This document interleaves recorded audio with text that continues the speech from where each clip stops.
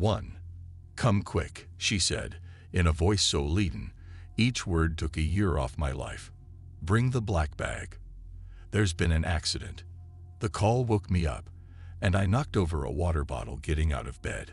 For an instant, the glimmer of my ex-husband's terrified countenance flashed through my murky thoughts. Shaking his horrible visage off, I realized that the cabin was freezing. Then I began to worry about what really mattered, getting to Madame fast enough. I had only been in town 6 months, struggling to make a name for myself when Madame Dioskylos had called the first time. I had already heard that she owned a large barn and 24 horses, but that she was a rather difficult client and stingy. She and her charges did all the routine medical work, and she'd had the same blacksmith since opening the academy. I found her to be demanding, but fair. I kept her secrets, and she, so far, kept mine. I was all packed before I woke Tonio. He had only been with me for a few months, and I was afraid of spooking him. But he got dressed and helped me load the truck, then climbed in with his sketchpad and box of colored pencils. I told him only that we were going to see a sick animal. A ward of the state for almost all of his 10 years, he was well trained to follow directions. I knew Madame Dioskylos would become irate about the boy. No men were allowed on the estate after dark, unless sent for, but I was more worried about him waking up alone in an empty house. Anyway, it was time, if this was what I thought it was, for Madame to see. I brought my special kit bag, though I doubted if it would do any good. She would have the only sure cure loaded and propped beside the stable door, like always. We didn't pass any cars going through town to the coast road. My windshield was frosted over, and it was freakishly cold for Big Sur, even in winter. The lights were out at the Yajic retreat at the end of Main Street, and the few street lamps lit only coronas of sleet, but I had to keep myself from driving too fast.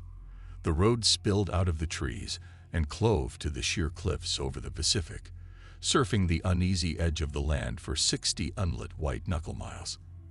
The state hadn't replaced the guardrail where the last car had gone over, only a week before.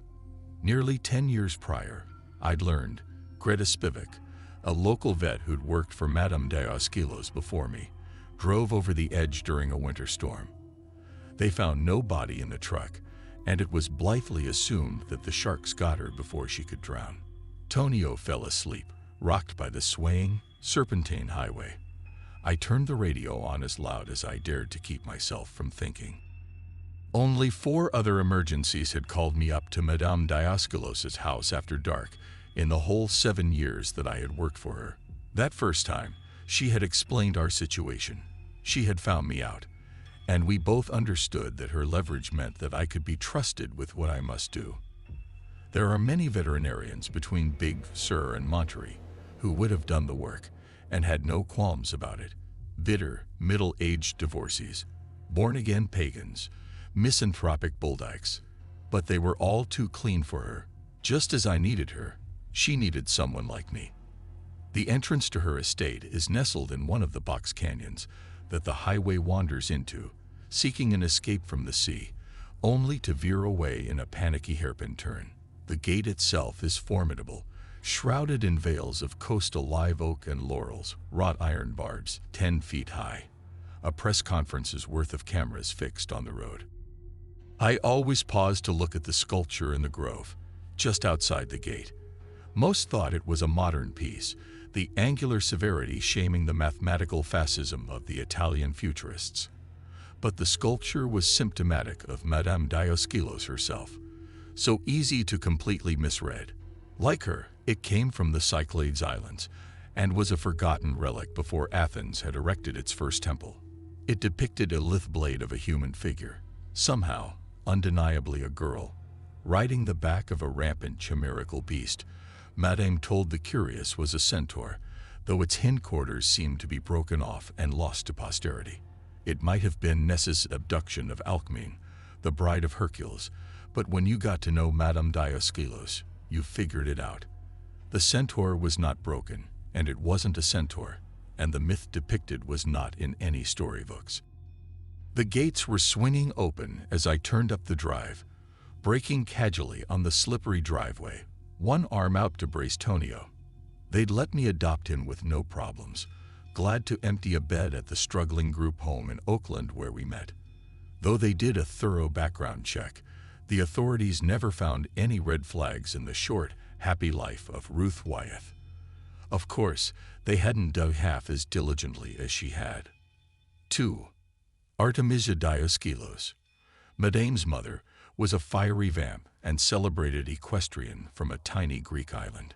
She married an ancient Italian count who died in World War I, then fled to California with his wealth and title. The Countess ran a riding school in the Hollywood Hills until 1926, when she retreated from society under a shameful cloud and purchased an estate on the central coast of California to raise her only daughter, Scylla. No inquiry was ever made into the identity of the child's father. Alone on the estate with her mother and servants, the young Scylla Dioskilos must have pined for friends as a child. When her mother died in 1960, she went back to the old country to live for 3 years. When she returned, Scylla opened a new private school. For 40 years now, she'd run the Delos Academy, and if there were occasional problems with the state, no one had ever raised an eyebrow. She boarded no more than 12 children at a time, taught them to read, do sums, and shoot arrows at deer from the back of a horse. She could have charged $10,000 a semester to the Snots in Carmel and gotten it, but she didn't need money, and she avoided publicity like the plague.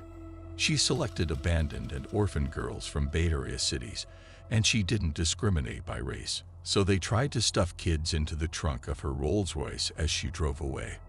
They were all smart, strong little girls. The rest she could make over. A certified teacher educated the girls who had only each other for society. Most stayed through puberty and came out fearless, aglow with eerie confidence and destined for bright futures. The whole West Coast was peppered with Madame's prodigies, a sorority that had helped girls obtain scholarships and entry into Ivy League schools, interviews with Fortune 500 companies, and even temporary financial assistance once they graduated university. Counted among the Delos alumni were many powerful women. One of San Francisco's most successful defense attorneys, a sitting assemblywoman in Sacramento, even a U.S. junior senator. They also helped keep the secret. Madame Dioskilos wanted no awards, no media attention. Most people in town didn't even know about the writing school. 3. I rolled up the drive and past the whitewashed Creighton Villa with its showcase equestrian stables, over the ridge at the top of the canyon, and around the front of the austere pine log hunting lodge.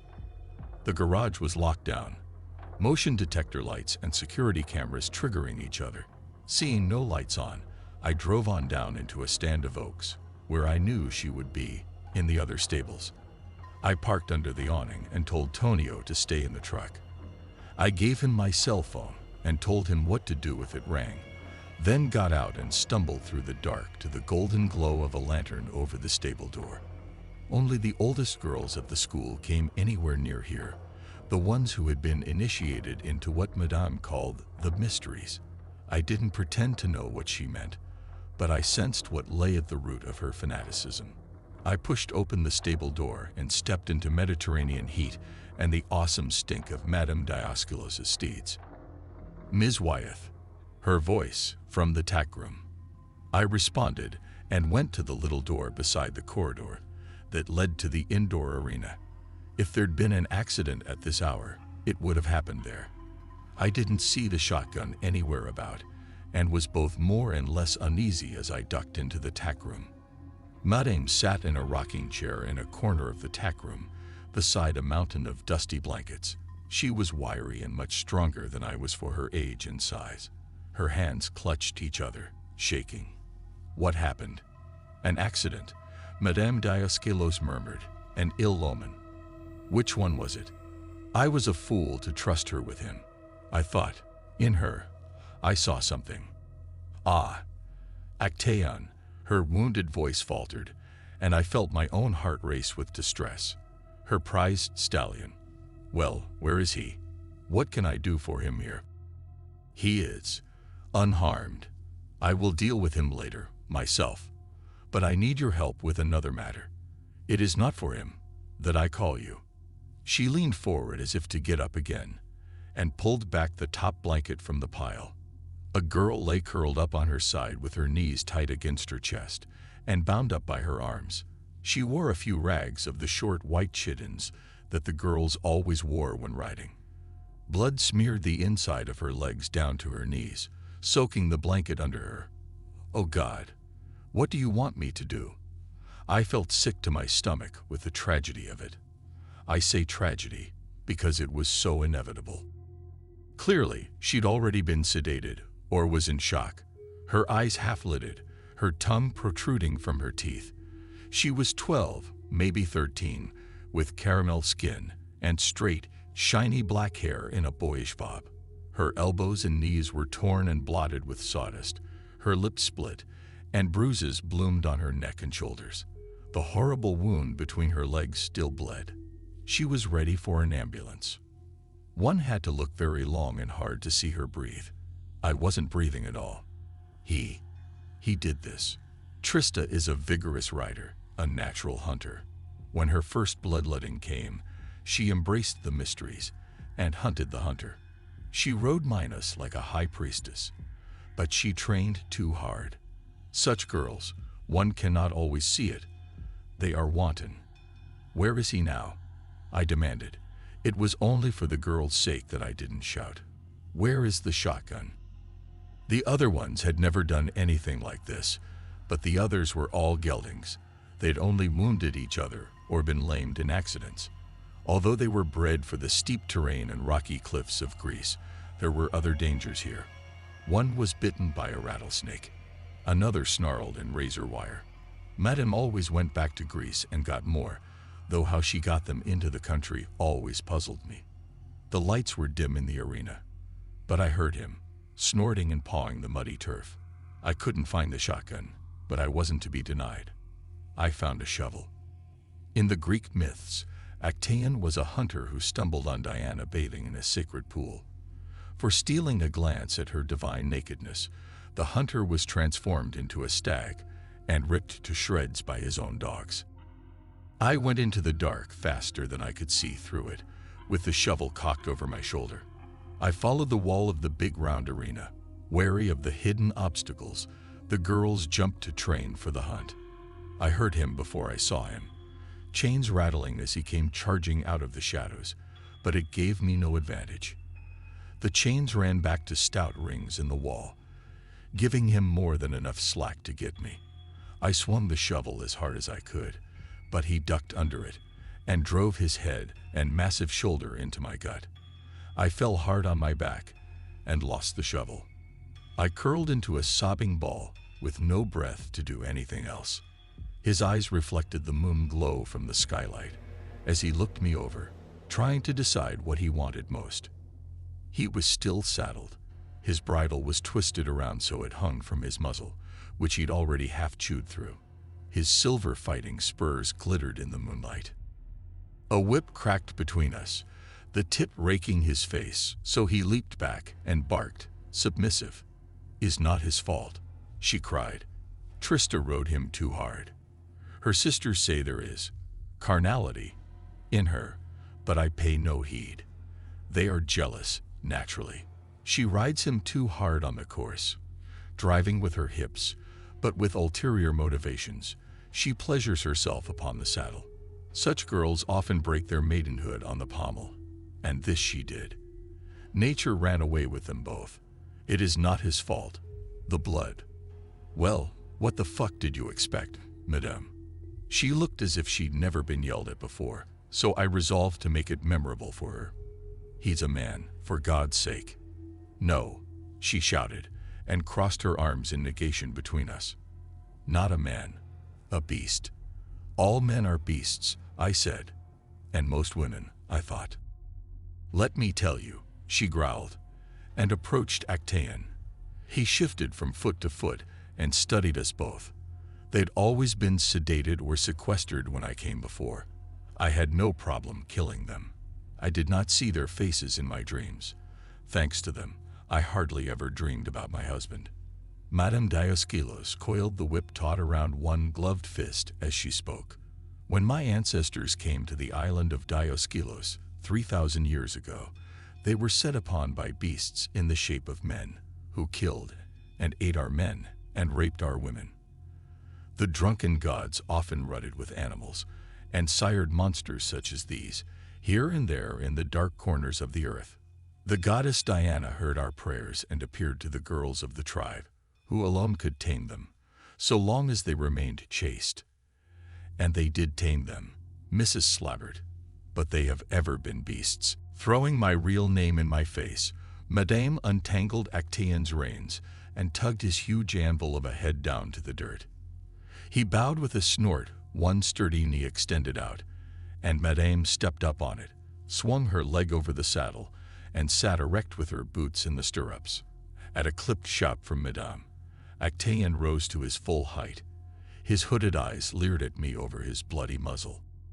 She could make a good argument for her case without words. Though he stood on two legs and had hands, he had no thumbs. Whether from selective breeding or postnatal surgery, I didn't care to guess. His barrel torso was rudely muscled, covered in sleek black hair like a goat's, and his shoulders were broad enough to carry a full-grown woman up a mountain on the elaborate saddle perched upon his slightly hunched back. That those mighty shoulders produced such puny, almost flipper-like arms screamed selective breeding over hundreds of centuries from proto-human stock, perhaps even the last Neanderthals. A Greek myth that Bullfinch left out, for better or worse, though Madame's ancestors might have been the grain of sand that grew so many pearls. The Amazons, who made impotent slaves of their men. Certs, who made pigs and asses of Odysseus's crew. Satyrs and centaurs. This one, you will not kill. From the saddle, Madame reclaimed her regal bearing, the whip uncoiled, now for me. It is his nature. How many girls will you let him rape? This has never happened before. It will never happen again. The girls will be trained. I raised the shovel. Get down off him, Madame. When you kill them, Phyllis, do you imagine that they are your husband? That stopped me cold, but I didn't take the bait. I could see where she was leading this, and I brought it back. What's to become of the girl? When's the ambulance due? Actaeon took a few hopping steps, stalking in a lazy, tightening spiral around me. He balanced himself and Madame effortlessly on the balls of his feet, splayed, talon-tipped toes like a mountain lion, the heels augmented with curved bronze stiletto spurs, like a gamecock, and peeking out of the blood-matted black thicket between his powerful legs, the weapon. He couldn't have gotten his chastity belt off by himself. Nature ran away with them both. His monstrous appendage bobbed and lengthened visibly as he circled, slavering and twitching to have done with Madame's games. She dug her heels into his scared flanks and tracked my eyes with hers, stroking the back of his head. She ran away from us, went back to the city, where, small surprise, she was attacked. We will be heartbroken, but resolute. She brought this upon herself. The heart of it is the truth. So you want me. It was beneath words, but when she talks, you are not to hurry, Mrs. Slabbert. Actaeon gave a gibbering gurgle from deep in his throat and strained with his stunted forelegs to stroke his cock, still crusted with Trista's blood. I tried to stare him down. Menopause makes you think you can pull shit like that. He shook his head. His muzzle slipped off. He grinned at me. Each yellow tooth was the size of a big man's toenail, and the moray eel of his tongue lurking behind them. His breath raised welts on my skin. I still had the shovel. Hey, cut this shit out. I am not going to help you kill that girl. Of course not, but you are going to get yourself out of what we are both in, no. She snapped the reins and Actaeon reared up, his spurred feet kicking in the air, flinging sod and sweat. He bent down low, craning his neck until his head was between his knees to sniff my crotch. Madame dismounted to stand between us. I know that what you have done for me in the past was not wholly out of necessity. You knew how others would judge you. You are a part of the mysteries. Now. I stepped around her and reached out to stroke Actaeon's bristly black mane. He twitched and unfolded warily from his rigid dismounting stance, and an alarmingly powerful musky scent suddenly filled the arena. Madame gripped his reins in one hand, the whip in the other. I scratched behind his ears and the base of his skull, where all animals like it.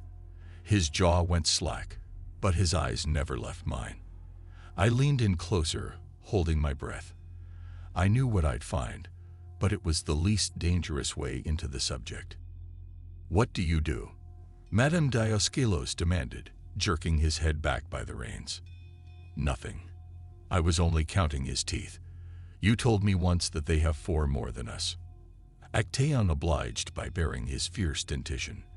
The extra bicuspids and molars were there, along with the outsized mandible muscles and projecting palate. They were made to crack open seeds, shellfish, and bones. I wondered who had given him his 4 gold fillings. "Like jackals," Madame said, and led Actaeon away from me. She didn't know where this was going, and so it had to stop. Eskimos and American Indians have different dentition from Europeans. How much less human does that make them? I should have gone to the girl. Madame trusted me to let her die. It would have been so easy to save her and deliver her to the hospital, and we would both get what we deserved. But first, I had to show her.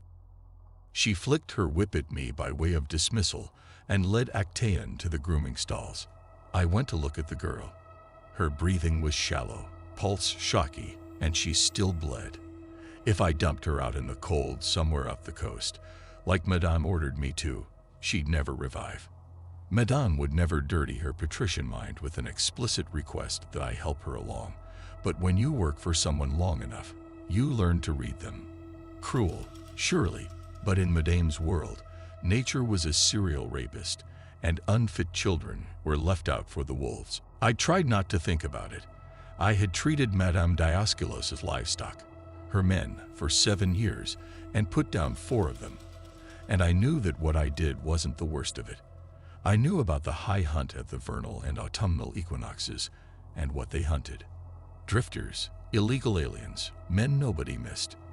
Anybody with a gun would have killed all of her creatures because they were less than human, but I had let her use me to kill only the useless ones because they were men.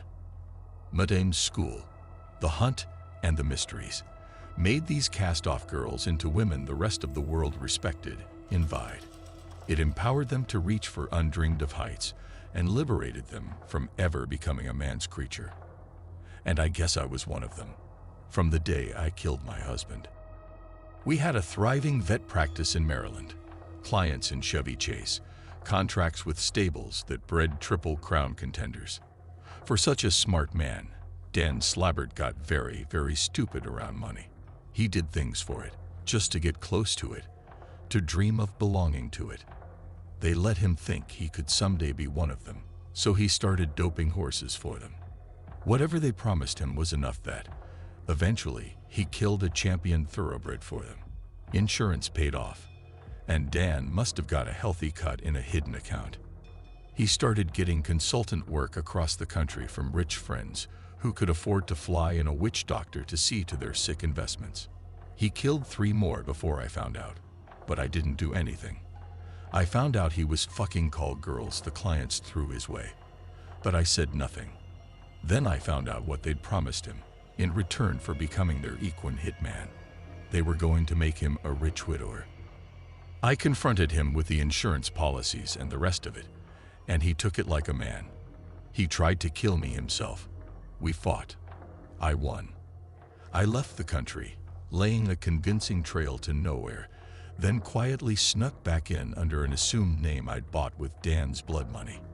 I knew my new identity wasn't airtight when somebody deposited $50,000 into Ruth Wyatt's new checking account. I suppose in the end, I did the horsey set a favor. In Big Sur, I was just another dumpy misfit who had sublimated her miserable lack of sex appeal into a gift for animal husbandry. I thought I could start over.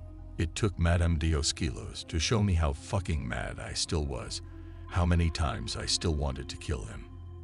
I packed surgical gauze into Trista's wound and wrapped her up in a blanket. I left the tack room and found Madame blocking her prize stallion in his stable. I hit the speed dial on the spare cell phone in my coat pocket and went to meet her. "I'm ready to take her," I said. The barn door creaked and a solemn 10-year-old black girl in a spotless white tracksuit slipped in through the crack, a big flashlight in one hand, my phone ringing in the other. Looking back at someone outside, she bowed and whispered, "Madame, there's a boy." Madame Dioscelos hissed in outrage and reached for the bullwhip coiled on the wall. I moved to stop her. "He's mine. He's just a little boy. I adopted him. Leave him alone."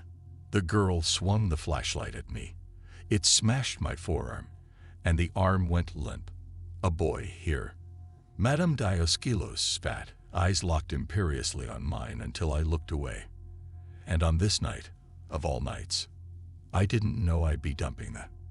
He was on the other side of the barn door.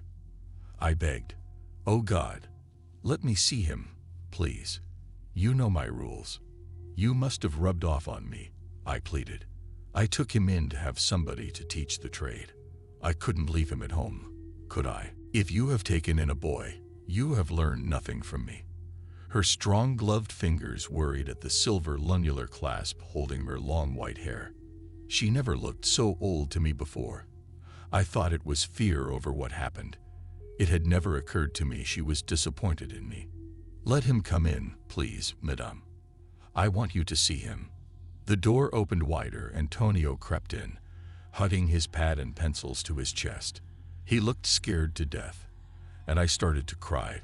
But when I went to him, the girl brandished the flashlight. A little Latina girl came in with a bow stretched and a silver-tipped hunting arrow nocked. I screamed at them to back off. Tonio cried, and I hugged him. "Tonio, it's okay, honey, you scared them as bad as they scared you." I turned him around to face the old woman. "Tonio, I want you to meet Madame Scylla Dioscelos. She's one of the ladies whose horses I take care of. She runs a school for girls, kind of like a foster group home, but nicer. Madame, this is Tonio." Smile big for the nice lady, Tonio. Scared, Tonio yet managed a thin smile at Madame Dioscelos, who barely glanced at him. "Hi," he whispered. "Show her your drawings, honey," I said, but he only hugged the pad tighter. Madame scowled and made some ancient cursing gesture with her fingers. You see, Tonio was born with severe cognitive disabilities, so bad that his mother surrendered him to the state. He grew up in a special group home in Oakland. I had a hard time tracking him down. There are so many children that nobody wants. I wanted you to meet him. You have defiled my house with this. They're beasts then and can never be more," I demanded, and Madame nodded. "What is your point?" she snapped. "Please, Tonio, show her your drawings. I want her to see what a good artist you are." Tonio looked warily around the barn, then slowly unclenched and opened the pad. Shy, slow, autistic, whatever the ignorant might call him, he could draw. Horses leaped across the pages like a storm, filling and spilling off the paper, rendered in every color in his box, and some others he cleverly blended by smudging them with his little fingers. "So you were wrong," I started, "and you lied to me before." Madame made a gesture of water flowing off her face. "You did the right thing bringing him," Madame said. "You must be made to see." She advanced on Tonio until she stood between him and me. Something she took out of her belt made him scream. From somewhere in the barn came an answer. The lowing roar and crash of wood and metal froze the room. My heart leaped into my mouth. The jaundiced whites of Madame's eyes gleamed all around her violet irises. The knife flashed in her hand. "Chandra, go and see to the beasts," Madame ordered. "Marina, shoot her if she moves." The black girl edged around the awkward scene and stalked into the stables. The girl behind Tonio aimed the arrow at me and drew the string back. Tonio sank to the ground, took out a pencil, and began to draw. Madame hovered over Tonio, the knife behind her back, intrigued. "You adopted this boy. Do not tell me lies." Phyllis slavered. "You lied to me when you said this had never happened before." Madame blinked at me. Tonio whimpered and sketched. The bowstring creaked. "Look at him, Madame. I want you to count his teeth." Madame whirled on me and brought the knife up to my chin so quickly I couldn't even flinch. "What is this game?" My muscles locked up and I just stared at her. "Actaeon's done it before, hasn't he? Maybe you even let it happen, part of the rituals, or a breeding experiment. And you made Greta Spivak, your old vet, dump the girl. Who is this? I know no one by this name." Madame's wounded innocence was silent movie acting at its finest. "Bullshit. She worked for you. I think it was because you both knew the girl was pregnant. You lie." The knife slashed at my face. I ducked away, but the edge flayed my scalp. The big flap of skin with hair on it came away in my hand as I cradled the wound. Sobs of pain welled up in my throat, but I gagged them back. Whether or not I could go on, it had to come out. The girl was only 12, you remember. She couldn't keep him, so they put him up for adoption, but nobody wanted him. He'd retreat and draw on everything, then have violent fits of rage. His hormones are all screwed up, and no one's ever tried to reach him, let alone love him, but he's a sweet, sensitive little boy. Madame looked from Tonio to the bloody knife in her hand. "Look at his teeth, Madame. He's a strange little boy, no doubt, but is he an animal? Do you want to put a saddle on him?" Madame bent down and took Tonio's jaw, almost tenderly, in her gloved hand. Tonio was too far gone to resist her, still looking into his mouth as the silence dragged on. She called out, "Chandra, come here." In the stables, a metal pail hit the ground. The stable door groaned as it swung open. The darkness beyond yawned, absolute. Marina's fingers grew sweaty and tired on the bowstring, and she lowered it. Blood stunned my eyes, soaking my hand when I wiped it away. I needed to lie down. I had to get Tonio out of there. I wanted to show her, but I never meant for things to get so out of hand. Madame seemed, all of a sudden, to decide. She rose and turned on Tonio with the knife out. He didn't see it coming. I dove after her, screaming. I grabbed her arm, but she slipped out of my blood-slick grip to stab him.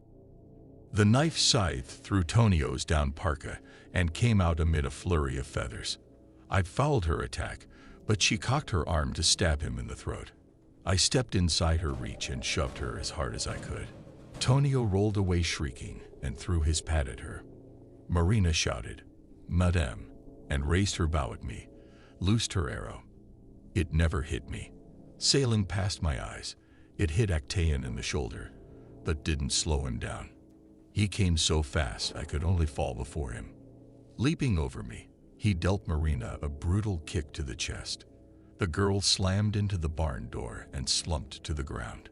Almost in the same movement, he lunged after Madame, who, in turn, dove after Tonio. His jaws snapped at her, and she hung, howling, in midair, caught by his teeth and her long white hair. Tonio Crad walked backwards into a corner between two walls of hay bales. Hanging by her hair, Madame roared commands in Greek, but Actaeon stood frozen, unable to parse the sticky situation with the stunted brute mind his mistress had given him. Sounds of shuffling feet behind me made me turn, and I gasped. The rest of them had broken loose and skulked out of the dark like madhouse inmates on Judgment Day, knees skinned and spurs bloodied from kicking down their stable doors. Their big black eyes rolled, and they began to hoot, deep in their barrel chests. Nostrils flared as they scented blood on the air. Tonio's blood. A trickle stood out on his green parka, studded with white down feathers, radioactive in its effect. I knew, then, why Madame Dioskilos had always had someone else treat and put down her beasts. The smell of their own blood, the sounds of their pain, drove them mad. I thought then that I would die, and I lay still as death on the ground, but I did not exist for them. They stampeded over me and converged on Madame Dioskylos. I got up, pointedly not looking at them as I crawled along the wall to Tonio. He pressed his face against the wall and chewed his lips, too scared to make a sound as I bundled him up in my arms and shuffled with my eyes closed for 1,000 years to the barn door. I raced home and packed bags in a panic. Tonio had fallen asleep in the truck. I was ready to flee again when exhaustion set in. I had enough strength to bring Tonio into the house and lay him in his bed before I passed out myself. I awakened at dawn, and no sirens wailed. No police broke down the door. We would leave, but not in a hurry, not as fugitives. I couldn't understand how the world couldn't sense something so wrong happening. But then, how could it not have sensed how wrong things had been all along? The sisterhood would smother it in secrecy, and that would be best. No one needed to know. I only went back once, that morning. Of the beasts there was no sign, nor of any of the girls. Trista was gone, and there were opened pill packets and gauze bandage wrappers on the floor of the tack room. I still worry about them, but I think they will make out all right. After her fashion, Madame Dioskylos prepared them well to face the world. I won't detail what they did to her body, or where I found the head. The bloody paintings they made on the walls of the barn, in their stables, in the chapel of the goddess at the barn's heart, were what I will always remember. Though they had only one color to work in, the delicacy of the shapes of centaurs, satyrs, and nymphs sporting across, filling and spilling off the cedar beam walls, spoke as no words could of what they might have been in another life. I burned the place down. I buried what I could find of Madame Dioskylos under the laurel tree behind the hunting lodge.